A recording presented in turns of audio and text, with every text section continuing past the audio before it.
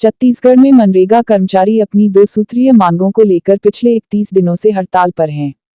मनरेगा महासंघ के बैनर तले वे 4 अप्रैल से हड़ताल कर रहे हैं। प्रदेश भर में मनरेगा कर्मी नियमितीकरण एवं रोजगार सहायकों का वेतनमान निर्धारण करने तथा मनरेगा कर्मियों पर सिविल सेवा नियम 1966 के साथ पंचायत कर्मी नियमावली लागू करने की मांग को लेकर हड़ताल कर रहे हैं।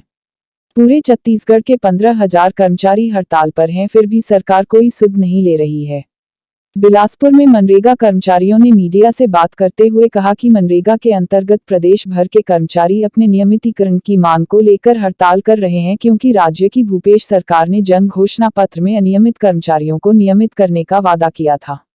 भूपेश बघेल ने कर्मचारियों के मंच से सभी कर्मचारियों को सरकार बनने 1 साल के भीतर नियमित करने का वादा किया था।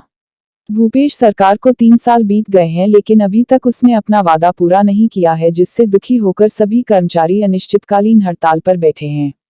गौरतलब है कि राज्य सरकार की ओर से हड़ताल कर रहे कर्मचारियों के साथ अब तक किसी तरह की बातचीत नहीं हुई है, जिससे इन कर्मचारियों में खासी नाराजगी है। इन कर्मचारियों को विपक्षी दलों ने समर्थन दिया है। इन दलों के नेताओं का कहना है कि भूपेश सरकार वादा पूरा करने में विफल रही है। ये बताइए, ये आप लोग यहाँ क्या किस चीज़ की मांग कर रहे हैं? जी, हम लोग छत्तीसगढ़ मनरेगा कर्मचारी संघ के सदस्य हैं और हम पिछले 15-16 साल से काम कर रहे हैं।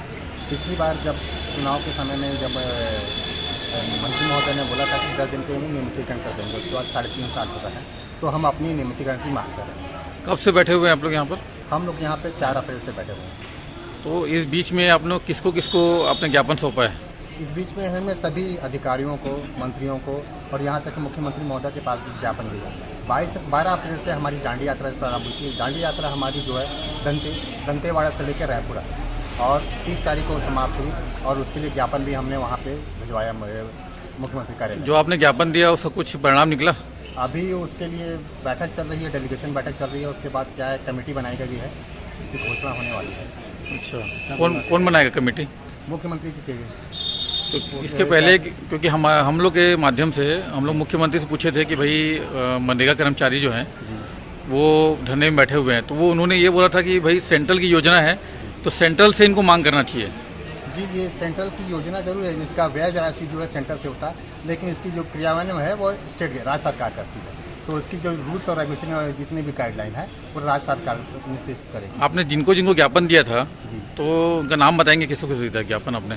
मुख्यमंत्री महोदय को दिया है, पंचायत मंत्री को दिए हैं, PS बाबू जी महोदय को दिए हैं, यहाँ पे मुख्य सचिव के नाम से भी दिए हैं और रायपुर में कार्यालय को भी दिए हैं। यहाँ स्थानीय स्तर पर?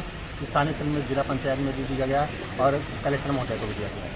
विधायकों को दिया गया क्या? विधायकों से समर्थन मांगा गया है। सांसद महोदय यहाँ पे उपस्थित हुए थे हमारे धरना स्थल पर, उन्होंने हमें समर्थन दिए। प्रतिपक्ष नेता भी आए थे, उन्होंने हमको समर्थन दिया है। नहीं, तो इन लोग के समर्थन देने के बावजूद भी आप लोग की मांग पूरी क्यों नहीं हो रही है? क्या कारण है भाई? अभी वो कमेटी की बैठक किए हैं, उनके बाद ही उनकी बात हो पाएगी। अब वो शासन स्तर का है और हमारी डेलीगेशन चल रही है। हमारी जो मांग है प्रमुखता नियमितीकरण की है और दूसरा, जब तक नियमितीकरण नहीं होता तब तक रोजगार सहायक को पे ग्रेड दिया जाए। और अगर आप लोग की मांगी नहीं, अगर पूरी नहीं होती है तो क्या फिर अगला स्टेप क्या रहेगा आप लोग? जब तक कि हमारी मांग नहीं होगी तब तक हम संघर्ष करते रहेंगे और हम धरना स्थल में बैठे रहेंगे जब तक कि हमारी मांग को नहीं। जैसे आपने लिखा है कि घोषणा पत्र में मतलब इन्होंने किया था कांग्रेस वाले लोग, तो उसके बाद भी वो पूरी नहीं कर रहे, ऐसा मानते हैं क्या आप? नहीं, अभी हमको तो समय दिया, जब तक कि मांग हमारी पूरी नहीं करेंगे तब तक कि हम धरना स्थल में उपस्थित रहेंगे और लगातार दबाव बनाए रहेंगे। टोटल कितने लोग हैं आप लोग यहाँ पर? जो यहाँ पे हम लोग करीब 500 संख्या में। अच्छा, उसमें कितनी महिलाएं हैं, कितने पुरुष हैं उसमें? हमारे पास कम से कम इसमें 500 में 210 लोग महिलाएं हैं, बाकी लोग पुरुष हैं। ये क्या मांग है आप लोग की?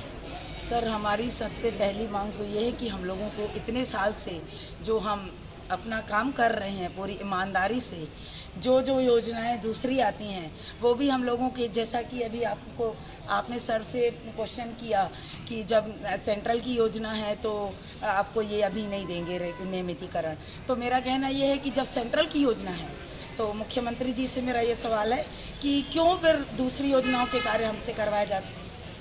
गोधन कार्य है, ये गोबर खरीदी है, वैक्सीनेशन का काम है, PACL का काम है, सब हम लोगों से क्यों करवाया जाता है? जब हम लोगों से करवाया जाता है तो इसका मतलब ये है कि आपका राज्य सरकार का भी इसमें वो है। तो नहीं। इसलिए अगर मेरा कहना ये है कि अगर हम लोग अपना काम करते हैं तो आपको भी, जैसा आपने चुनावी घोषणा की थी हमारे स्टेज पर आकर, नहीं तो ये तो उसी समय हम लोगों का हो गया होता रेगुलर। अगर आपने आकर हम लोगों को कहा कि भाई हम आपको रेगुलर कर देंगे और हम अपने घोषणा पत्र में आपने ये शामिल किया, उसको लिखित में दिया, तो आपको तो अभी अपना वादा पूरा करना चाहिए ना।